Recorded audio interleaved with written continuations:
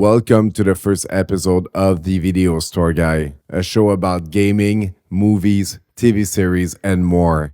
And we're starting with a big one, folks. Doom Eternal. Doom Eternal is easily one of the most anticipated game of the year along with Cyberpunk 2077.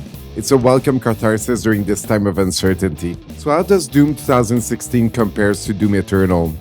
It is faster, it is bigger, it is tougher, and it has a lot more variety as well. So let's start with the speed. This game is incredibly fast.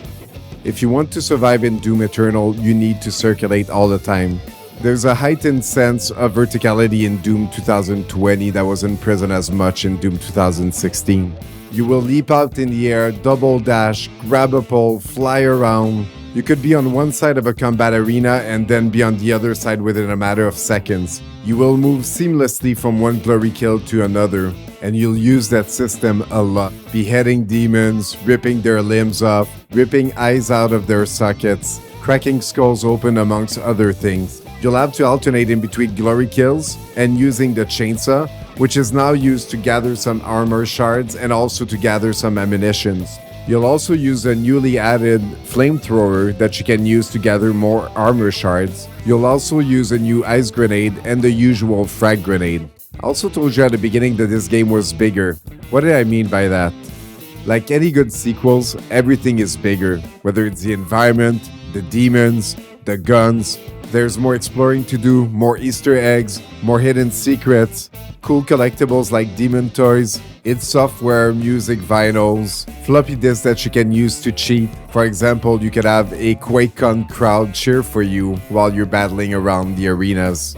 Doom Guy even has his own Fortress of Doom orbiting around Earth. id Software cares about their fan and it really shows there. More gun customization, more armor customization. There are a lot of choices awaiting for you in that game. Even the soundtrack from Mick Gordon sounds bigger. The inclusion of a metal choir really makes a difference there. I know that there are things that some gamers didn't like, for example, the platforming. But overall, for me, I think it's a perfect package. I'm not gonna talk about multiplayer in this video, but even there, I think they made some great choices. This is why I was saying that this game is bigger and that it has a lot more variety. But this game is also tough as nail.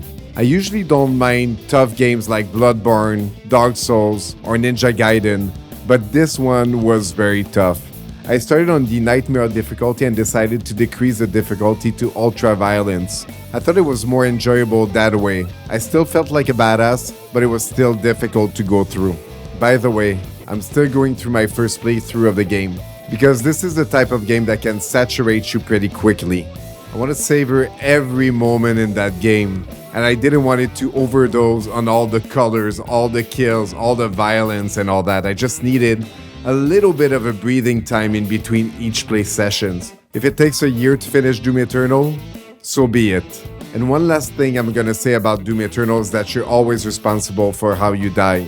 You can always adapt, you can always learn, you can always get better. There's no excuses.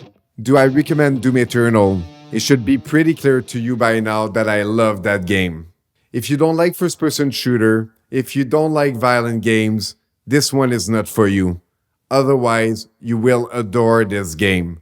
Give it a try, let me know what you think about it. I want to hear you talk about that game. Did you like it? If you didn't, why is that? What's the next big first-person shooter or game that you're waiting for? Tell me in the comments section below. Please take a second to subscribe and to hit the notification bell. Until I see you again in my store, keep on gaming.